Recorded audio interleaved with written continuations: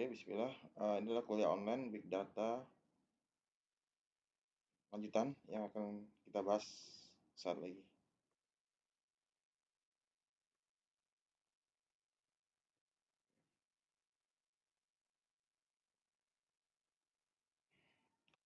Sebelum kita mulai, kita coba refresh terkait Big Data ya. Di materi sebelum kita jelaskan Big Data tadi dari tiga karakteristik Big Data. Yang pertama adalah velocity, yaitu berarti ada kebutuhan mengakses dataset besar tersebut dengan cepat. Kemudian adalah variety, yaitu format data semakin bervariasi, tidak hanya format type-nya, dari sisi strukturnya ya. Kita lihat di sini, kita lihat ada yang awalnya berbasis table, ini berbasis database. Database naik lagi ke foto, web, audio, foto lagi turun dari sosial media, mobile, unstructured juga ada. Dari pendekatan volume, ini ada bertingkat, ada megabyte, gigabyte, terabyte, petabyte, dan seterusnya. Ya, itu menjadi karakteristik big data. Ini free fresh saja, cepat untuk uh, terkait karakteristik big data. Kalau secara gambar, visualisasi gambar seperti ini, volumenya bertambah, ya, variasinya berbeda-beda, beda warna, beda bentuk, dan velocity dari pergerakannya lebih dinamis, ya.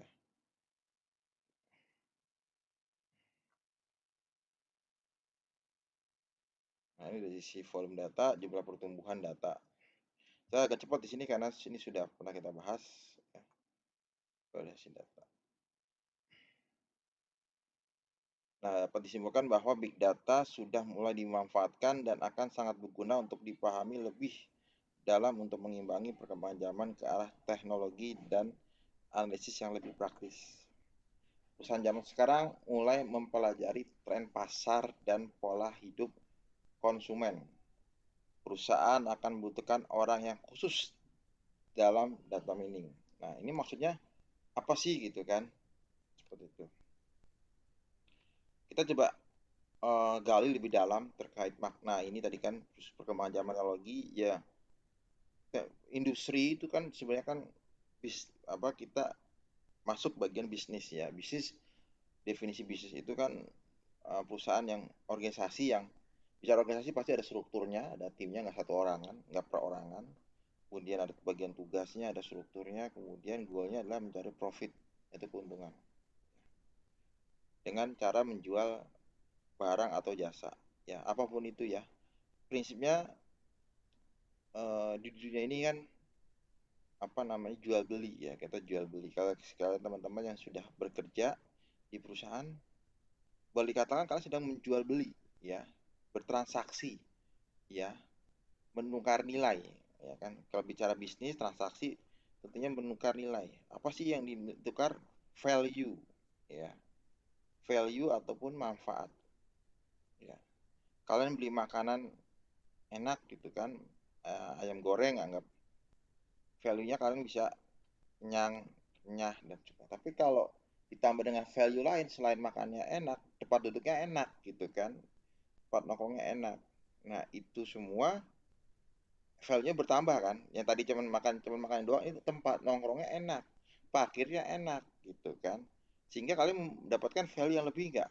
Nah, dengan value yang lebih, kalian mau membayar lebih gitu kan. Kalian beli uh, chicken di pinggir jalan dengan yang tempat-tempat mall itu tentunya tempatnya bersih, pelayanannya rapi gitu kan, nyaman. Nah, itu kan membayar value. Dan akhirnya kan bayar lebih, dan wajarlah harga ayam sama begitu, kalau lebih sama, cuman dia harganya berbeda gitu. Nah, itu pola hidup konsumen gitu kan. Nah, itu semua harus dipelajarin pola-polanya, tidak semata-mata itu menjadi natural gitu. Itu ada orang riset gitu kan. Seperti halnya kalian pernah ke salah satu apa namanya, supermarket yang banyak beredar ya kan, sebutlah Alfamart, Indomart lah gitu. Nah, itu teman-teman dimintai untuk apa namanya, mengisi pulsa, itu udah standar SOP-nya dia. Nah, misalkan dia dimintain ada ini nggak, apa namanya, kartu ya. Kira-kira apakah dia cuman menanyakan kartu dalam niatan untuk apa, hanya ingin memberikan bonus poin gitu kan, harusnya kalian yang mengasih kartu kalau kalian ini, tapi malah dia yang menanyakan.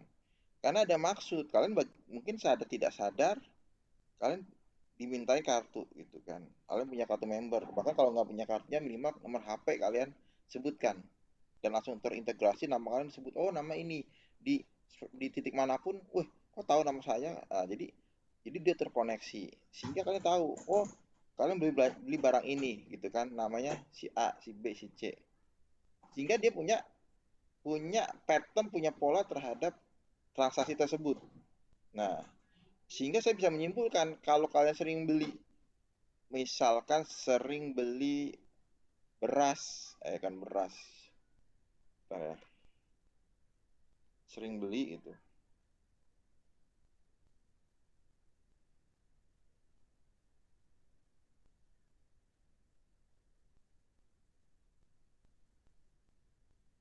Kalian sering beli apa namanya? Duh, bentar ya.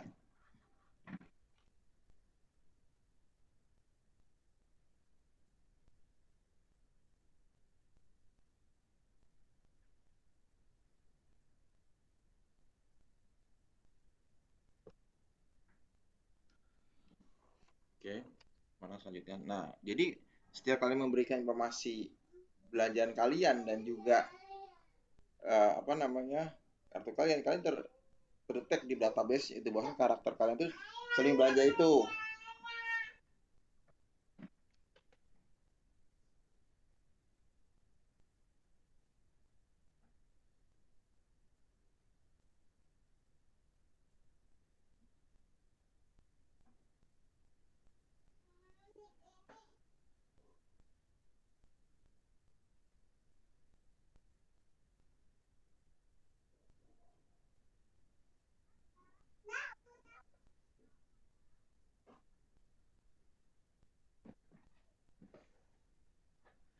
Oke, mohon maaf, kita lanjutkan. Nah, jadi pola laku kalian akan dibaca. Nah, kalau untuk baca otomatis database itu bisa diolah gitu kan. Nah, itulah mahalnya sebuah data, ya kan. Jadi kalian akan dipromosikan, ya kan. Oh, si A nih trennya dalam sebulan beli barang ini setiap minggu itu dia belinya barangnya ini gitu kan, beli minuman ini terus. Nah, kemudian pola-pola itu dibaca gitu kan. Nah, itu big data. Makanya deskripsi mahasiswa adalah pola laku konsumen. Jadi konsumen itu datang tuh, event contoh kalian masuk pintu pintu pintu masuknya aja tuh udah dianalisa, yang harus disajikan tuh barang-barang apa gitu. Jadi kalian jangan berpikir dalam menyajikan apa namanya rak-rak itu sembarangan gitu, maksudnya ya se se apa, nggak ada dasarnya, nggak ada pengolahan datanya. Itu ada.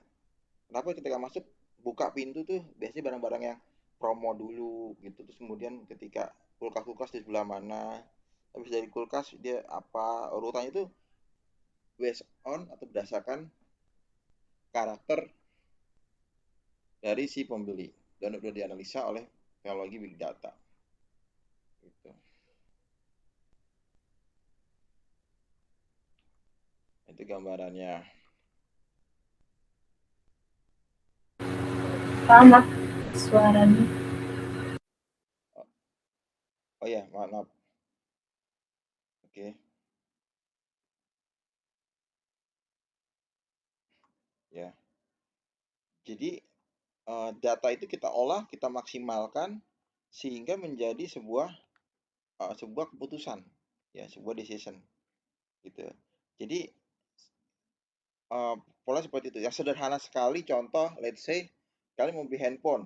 Nah, kalian kan nyari referensi dulu, ya kan? Nggak tiba-tiba kalian datang, oh saya baru punya duit 3 juta, saya ke mall beli handphone. Ya kan? Nah, tentunya kalian riset dulu, buka browsing-browsing gitu kan, lihat teman-teman, kok HP-nya itu, tanya-tanya. Jadi tanya-tanya itu kan based on experience, based on pengalaman. Kalau di apa di YouTube misalkan ada review handphone ini, kalian apa pengalaman based on si konten YouTuber itu maupun dari komentar-komentarnya kok banyak yang bagus, terus dari sisi bintangnya. Nah, kalian coba amati satu merek, satu itu baru di sisi merek. Di satu merek itu punya tipenya lagi kalian, wah saya udah cocok dengan merek ini. Dari berapa merek saya cocok merek ini, dari merek ini kalian tipenya apa gitu kan. Nah, dengan banyak plus minus tentunya ya kan. Kalian mengumpulkan data kan.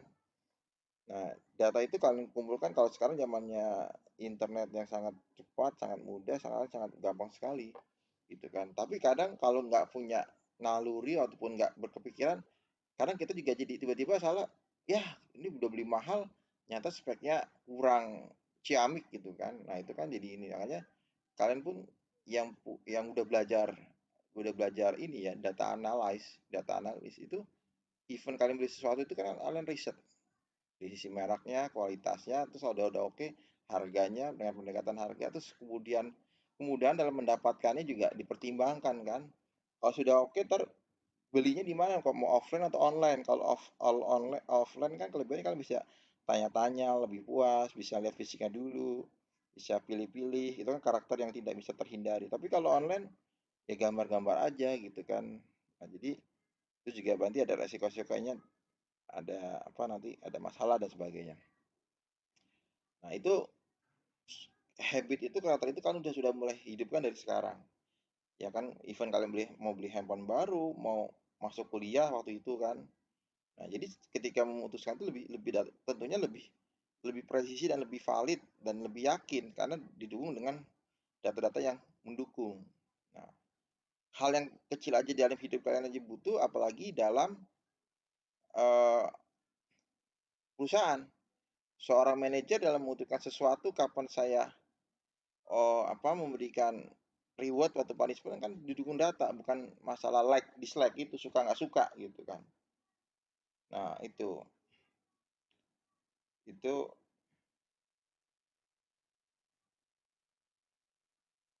harus di apa namanya, jadi pola kalian teman-teman.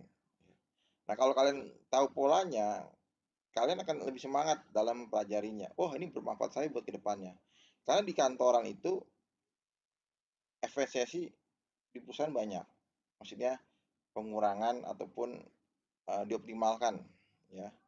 Yang tadinya cuma bisa ngajarin satu orang 10 pekerjaan jadi 20 pekerjaan. Saya bisa mungkin begitu kan. Bagi seorang business owner ataupun seorang manajemen perusahaan pasti akan senang ketika kantornya itu efektif dan efisien ya. Walaupun definisi efektif efisien teman-teman sudah paham ya. Kapan dibilang efektif, kapan dibilang efisien ya. Paling mudah ya, saya singkat aja, paling mudah efektif itu satu orang mengerjakan 10 pekerjaan. Nah, dibuat efektif satu orang mengerjakan 15 pekerjaan. Nah, tapi untuk menentukan 10 pekerjaan itu kan harus menganalisa dulu. Baru bilang, nah, tapi kalau nggak punya datanya, 10 itu apa aja? Jangan-jangan cuma 3, gitu kan. Di atas kertas 10. Nah, itu yang harus kalian perhatikan. Nah, butuhnya data lagi. Kalau jadi satu resource yang sama bisa ditingkatkan. Satu mesin produksi yang tadinya mencetak 10, ini mencetak 17 dalam sehari. Nah, itu disebut efektif. Ya, kalau efisien, nah jadi outputnya tetap sama. Misalkan tadi tetap uh, 10, misalkan output sama. Nah, efisien tuh. Tapi resource-nya dikurangin. Kayak lampu, mungkin wattnya dikurangin. Kan listriknya otomatis jadi berkurang. Kemudian resource orang yang tadi 5 orang mengerjakan 50 pekerjaan. Nah, ini sama-sama 50 tapi orangnya 4, dikurangin 1. Itu disebut efisien. Ya, outputnya sama, ya kan. Nah, tapi yang sering jadi dilema, pengennya sih efisien gitu kan. 5 orang jangan menghasilkan 50 produk per hari. Tapi dia salah melakukannya, cuman pengen cuman nggak kuat atau ini, sehingga jadinya apa, outputnya yang tadinya 5 orang dikurangin 1 orang tinggal 4, outputnya juga berkurang, ternyata 40 juga gitu. Nah, berarti itu disebut dengan nggak efisien. Itu sama aja. Ya kan, saya ulangin. Tadi kan 5 orang, 50 produk per hari memproduksi. Nah, dia pengen efisien nih, dia nggak pengen efektif, efisien. Berarti orangnya saya kurang satu nih, efisiensi kan di kantor. Nah, berarti kan 4 orang menghasilkan dengan hasil yang sama 40, tapi kalau prakteknya dia 4 orang ternyata 40 dalam hari, nah berarti itu tidak efisien. Cuman kalau kita nggak bisa menganalisa dianggap efisien, tapi aslinya nggak efisien. Ya, kebayang ya, gitu. Nah, jadi kalau kalian tahu bahwasanya yang bisa mengolah data ini menjadi uh, orang kunci di perusahaan ini, kalian akan jadi apa ya, lebih semangat dalam mempelajari data, big data ataupun data mining ini ya. Di kantor juga sudah menyiapkan data analis gitu kan, walaupun kalian namanya nggak langsung data analis tapi data apa gitu kan. Nah, tapi dia bukan IT juga gitu kan, dia orang jago, at least yang paling ini dia bisa jago Excel aja. Bukan Excel yang biasa cuma fill up, tapi dia udah bisa bikin pivot, power pivot, bisa kasih kondisi-kondisi if DNA-nya lebih dalam. Nah, itu bisa menunjang dia. Nah, itu kalian bisa bisa apa ya? Bisa inilah challenge lah, bisa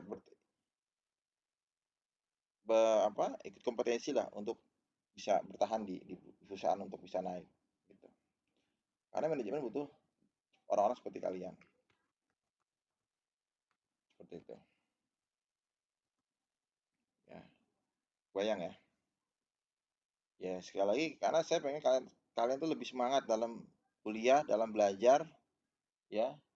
Karena kita tahu sendiri di akhir-akhir ini ada banyak pengurangan. Giant yang dulu, ya saya yakin sini semua pernah pernah ke Giant ya. Mayoritas ada nggak yang ke Giant? Saya yakin hampir semua ke Giant. Tapi bulan depan tinggal kenangan ya. Sudah tidak lagi nama Giant di Indonesia ya. Kita kayak ahli sejarah aja, kita nanti kan jadi sejarah. Ketika kalian ngomong ke anak kalian nanti Giant kayak apa nggak tahu. Kalian yang bisa merasakan tuh gitu. Oke. Nah, ini aplikasinya ada IBM, ada macam-macam. Ini udah pernah saya jawab, pernah kita bahas juga ya. Ada Google BigQuery juga ada. Ya, emang ini agak pendekatan teknis.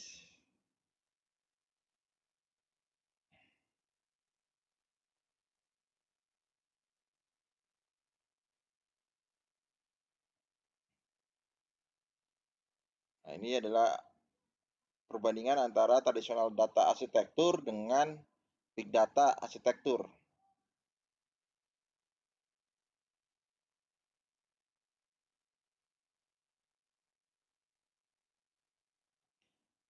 Reference master data dan transaction data diolah menggunakan enterprise integration.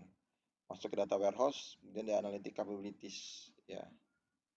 Dua sumber data yang digunakan teknik integrasi chain data capture untuk mentransfer data ke dalam DBMS data warehouse atau operational data store, lalu menyediakan bermacam-macam variasi dari kemampuan analisis untuk mengambilkan data.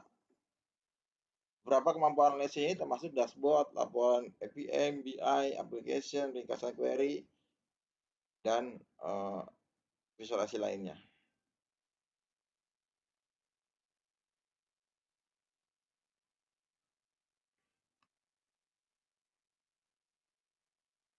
Oke, ini gambarannya kan, dan big data mengubah itu semua. Dia urutannya adalah machine generate, bisa dari teks, image, video apapun video, dan distribute file system, key value data store, kemudian di map, ditaruh di sandbox, ataupun data warehouse, baru di analytic capabilities.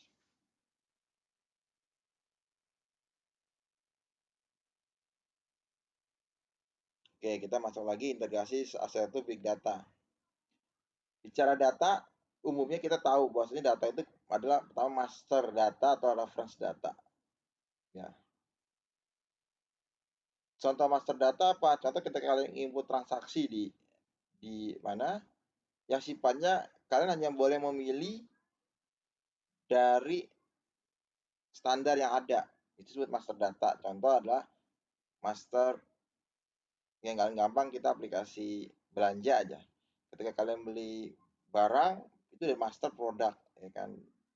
Nah, kalian nggak boleh pilih barang yang tidak sesuai dengan masternya atau referensi datanya. Dan lebih advance lagi, lebih dalam lagi di situ divalidasi lagi hanya dari 100 produk yang barangnya ready stock ataupun ada stoknya ada 70.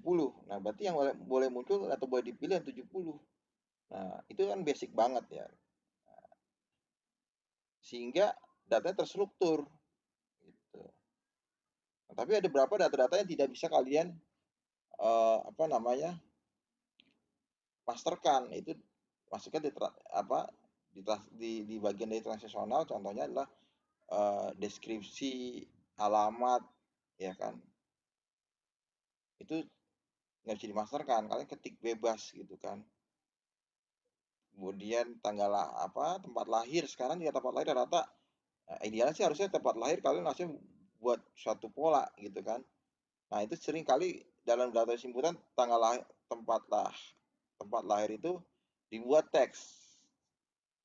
Nah orang jadi nggak standar tempat lahir di mana, ya kalau yang iseng gitu kan tempat lahir di rumah sakit. Nah kita ketika analisa atau di bidan kan kita analisa nggak bisa ya, tapi orang nggak, itu bercanda doang. Tapi kalau yang ini kadang dia nulisnya apa, nama kampungnya dia yang itu nggak standar gitu kan. Terus kemudian nama kelurahan kan, kecamatan, ya kan. Nah tapi kalian bayangkan kalau kalian sebagai data analis, kalian IT bisa analis, wah ini tempat tanggalnya saya mau olah nih, data penduduk ini mana, nah, dibuatlah master apa nih cocok kota atau kecamatan. Nah itu tergantung analisa kalian, sehingga ketika keturunkan rata lahir di mana nih gitu kan, rata tahun sekian banyak lahir di mana, nah dan sebagainya kan bisa diolah gitu. Tapi kalau nah itu kan hal sederhana, itu kita baru ngomongin data dulu ya, contoh dan master dan transaction gitu. Nah kebayang ya, jadi di situ apa namanya, kalian harus pindah-pindah dalam membuat struktur data. Nah data struktur ya, kalau minimal kalian clear dan sudah sangat clear terkait tipe data dan inputan data. Contoh, kapan date time, kapan date doang, kapan itu inputannya adalah tipe inputannya nanti ada list box atau combo box atau drop down, atau misalkan kapan dia inputnya harus angka, yaitu quantity. Nah, kalian sebagai quality analyst ya kan, ataupun sebagai DB tahu quantity itu harus angka, ya sampai nanti usernya bisa input kata-kata atau keselip yang lain, sehingga nggak bisa diolah, nggak bisa dikali dengan harga. Nah itu termasuk, ini kita berak dari awal dulu ya, dan semua aplikasi sama gitu kan. Semua aplikasi kita tahu, aplikasi kan intinya cuman input doang, ya kan. Inputnya bentuknya ada inputan pilihan pakai pakai mouse atau keyboard atau pakai layar di HP kalian, ya kan. Nah, itu kan inputan, ya kan, kalian register transaksi apa. Event kalian update status itu kan sebuah transaksi. Kalian mengisi mengisi di inputan namanya text area yang bisa karakter lebih dari satu gitu kan. Tapi kalau kalian pakai Twitter itu teks tipenya text area juga, cuman size-nya kalian divalidasi status berapa, 66 ya. Jadi biar dia punya mikro blok. Nah, istilahnya begitu. Nah, jadi aplikasi sebenarnya sederhana, dia hanya inputan-inputan saja. Ya, yang datangnya dari macam. Nah, kalau dari aplikasi berbasis apa namanya yang kalian pakai, kita bicara transaksi, ternyata banyak. Nah, ini kita lanjut nih. Ada data yang, kalau yang tadi master reference itu terstruktur, struktur. Kalau semi itu ada lagi transaction dan juga mesin generate. Nah, apa sih contoh mesin generate? Gitu kan. Ini contoh kalian punya uh, apa namanya sensor-sensor di mall, pintu-pintu. Nah, kan harusnya itu kan lognya tuh dicatat kapan orang banyak masuk gitu kan. Dari log aja, data aja atau absensi aja. Nah, mesin kita termasuk absensi. Iya kan? Apakah si karyawan tersebut nginput data? Kan enggak. Dia cukup di fingerprint, di detect dengan statusnya berhasil, sistem akan baca nama dia tanpa ada orang yang, tapi tetap diinput gitu kan. Dia harus menyentuhkan jarinya ke dalam mesin finger. Tapi tadi kalau ada sensor yang di pintu mall atau pintu ini, ya itu dia detect tanpa mengenali ID orangnya, cuman waktu kita olah. Karena berharga kan, kalau kita olah lagi dari sisi data bulanan, tahunan, kita dapat tren. Di bulan apa orang sering banyak masuk ke mall. Wah, ternyata di bulan Desember. Desember di tanggal berapa? Tanggal 25 setiap tahun trafiknya. Terus dari situ dari mana? Wah, kalau tanggal 25 banyak traffic di mall, sehingga kita naikin harga sewa atau kita banyakin booth-boothnya. Nah, orang lebih untuk ditawarin buka apa namanya jualan di itu, mau nggak? Nih saya punya data nih tanggal 25 sampai tanggal 30 itu Desember trafficnya selalu segini tiap tahun, dua tahun nih. Nah, kalian sebagai penjual kira-kira lebih yakin mana? Saya kasih harga yang normalnya 500.000 per hari, contoh ya. Ini menjadi 1 juta, 2 kali lipat. Tapi datanya udah menunjukkan itu kan trafficnya tinggi gitu kan. Nah, jadi dari situ aja data itu bisa menjadi keputusan. Kalian di internal dalam mau nyewa satu booth ataupun tempat di mall dengan tersebut, daripada saya apa namanya liburan saya ingin buka booth aja seminggu udah bisa trafficnya sekian, minimal yang datang 1.000 orang, closing misalkan 10% aja, ya kan, 1.000 orang 10% 100 gitu kan, 100 dikali keuntungannya berapa. Nah, jadi di situ aja dari data aja kalian bisa berapa ya, logiknya masuk gitu kan. Kira-kira kalau kalian jadi pembeli dengan saya kasih logik begitu, kalian lebih yakin nggak? Oke, harga 1 juta, tapi bisa untungnya bisa 50 juta, 5 kali lipat, gitu kan? Itu untung, kalau bersih gitu kan.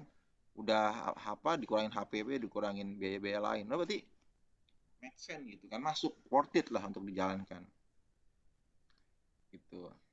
Ya itu masuknya semi structure. Nah, tapi ada lagi unstructure, yaitu data-data yang dari sosial media gitu kan. Bagaimana data-data netizen, data-data orang yang berkomentar gitu. Bahkan eh, ketika saya dulu mencoba apa sama tim ada apa riset ya, satu ini adalah, jadi ada sekarang perusahaan-perusahaan itu contoh kayak PLN kayak apa, dia kan punya aplikasinya lah di mana tuh, di Google Play Store. Di situ kan ada ratingnya, dia merekap rating ya kan, skala bintang 1 sampai 5. Ya konsep rating itu banyak dipakai lah untuk menilai bagus tidaknya satu kualitas produk. Nah, di situ kan banyak komentar. Nah, dia coba mengcapture, pertama namanya mengcrowd dari data apa namanya itu, website Play Store itu, di download dulu nih, dianggap 1.000 data terakhir, komentarnya, responnya diambil. Nah, kemudian dipilah apa namanya keywordnya, sehingga bisa disimpulkan bahwasannya orang pada ngeluh karena apa. Oh, karena mungkin updatean terbarunya atau karena fitur apanya, itu bisa diolah.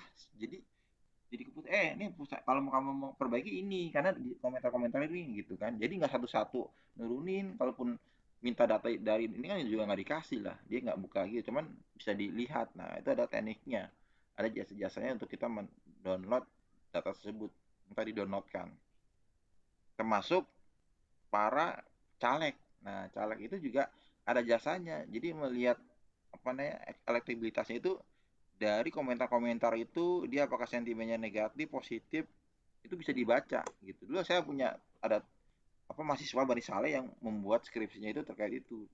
Jadi dari layanan satu ini, dia ngambil dari Play Store gitu. Ya, itu saya juga saya tunjukkan juga lah ininya, biar kan kebayang.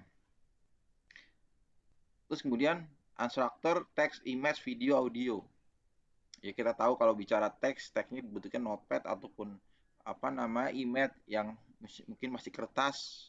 Nah, kalian harus scan dulu. Kalau sekarang ada teknologi OCR dan sebagainya yang bisa mengkonversi gambar menjadi teks. Kalau udah jadi teks bisa diolah gitu kan. Bahkan sekarang bicara audio juga, audio yang di mesin-mesin IoT yang kita tahu itu udah bisa merubah, nyalakan AC dan udah bisa mengkonversi.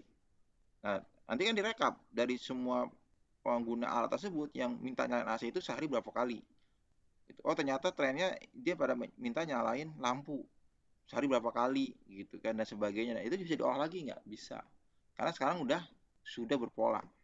Tapi kan masih kaku, dia hanya bisa mengolah kata-kata yang sudah sudah fix, contoh nyalakan AC, ya kan, nyala AC, AC, nah itu jadi dia hanya bisa satu kata saja atau keywordnya saja. Tapi kalau sudah nggak dinamis, ayo dong ini panas nih AC-nya harus nyalain, nah dia nggak bisa langsung berpikir.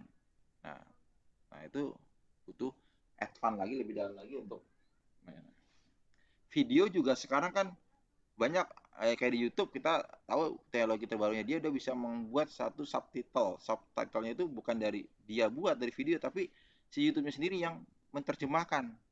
Nah, saya udah pernah nyobain tuh ketika seperti itu, kadang jadi kurang pas juga gitu, kadang ya, tapi ternyata sih oke, dia bisa menerjemahkan dengan baik gitu kan, kata-katanya. Bukan subtitle yang bawahnya si video tersebut, tapi si YouTube-nya yang mengadakan itu, tapi hanya beberapa video saja. Nah, dari sisi datanya tadi sangat saya gambarkan, sangat sangat berharga sekali sebuah data yang even dia cuman pintu masuk yang hanya punya apa ya, titik-titik-titik doang gitu kan. Nah, itu bisa jadi apa? Jadi barang jualan gitu. Nah, makanya kalau kalian coba berpikir lebih dalam, data-data ya e-commerce yang banyak itu, contoh ya yang sedang banyak kan yang warna oranye itu, dia menyediakan gratis gitu kan, banyak ongkos ininya, tapi dia nggak nyari untung gitu, nggak ada biaya-biaya tambahan gitu. Kalau Gojek sekarang udah ada biaya tambahan. Nah, itu dari mana duitnya? Nah, kan jadi tanya tanya gitu kan. Terus juga lagi mana, lagi heboh data PNS yang banyak fiktif gitu kan, terus gaji transfer kemana, kemudian data-data yang BPJS bocor. Nah, berarti data itu sangat penting, yang punya data yang berkuasa gitu kan, data, ya kan, data IPK, data IPK maksudnya yang bisa mengolah data gitu kan, yang bisa apa ya, membuat value gitu kan. Jadi kan kalau punya data juga tapi nggak bisa diolah, percuma, nggak bisa dijual, nggak bisa dijelaskan, bisa dicari value-nya apa, nilainya apa gitu ya.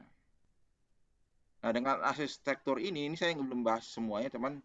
Dari si datanya kan udah kebayang banyak sekali ya. Data itu bisa bermanfaat luar biasa. Ini belum diolah secara teknikalnya. Ini kan secara teknikal. NDN juga yang paling kanan di slide ini itu paling atas reporting data dashboard. Ketika dashboardnya anjlok merah, apa yang dilakukan? Ketika IHSG merah ataupun ketika apa ya, BI lagi anjlok dan sebagainya, rupiah lagi, kan banyak action-action yang bergerak, kita nggak tahu aja karena kita nggak ada di dalamnya, tapi kalian tahu dari data merah aja dia pada mungkin juha, beli beli rupiah, beli dolar dan sebagainya, itu ada pemain-pemainnya. Nah, jadi sangat berharga sebuah data ya. Diolah lagi menggunakan DBMS itu ya, kalian pakai SQL Server, apa pakai apa namanya, banyak lah SQL Server, MySQL, Postgres, itu namanya DBMS ya, bukan database, DBMS, database management system ya, dengan polanya OLTP, online line transaction. Nah, jadi itu ada yang file bentuknya, ada NoSQL, nah itulah big data cluster. Data dan arus analisis akan terasa mulus tanpa halangan ketika dihadapkan pada bermacam-macam dataset information, hipotesis, pola analisis, dan membuat keputusan. Ya. Itu endingnya banyak manajemen ataupun siapapun, kalau kalian disajikan data-data yang apa bermanfaat, kalian kan akan lebih berharga gitu kan, data-data. Tergantung segmen kalian, nggak semua orang penting terkait data tersebut. Kalau kalian pemain pemain saham misalkan, atau misalkan kalian apa suka jual beli gitu kan, atau lagi nyari mobil murah, kan itu jadi data tren itu kan bisa jadi penting gitu kan, tergantung kebutuhan. Oke, mungkin di sini kita mengeksplorasi lebih dalam. Dari satu layar ini kita bisa mengekspos ya, mengekspos lebih dalam terkait dengan pola big data ya. Jadi dari sisi data, accurate, organize, analyze, dan decide ya. Ini lebih dalam, lebih teknis tentunya. Oke, dari saya itu dulu penjelasannya. Intinya data ini menjadi kunci dari sebuah keputusan. sistem punya keputusan atau mata kuliah SPK itu di bawah data, yang punya data yang bisa mendapatkan hasil yang terbaik. Oke, dari saya itu dulu. Terima kasih.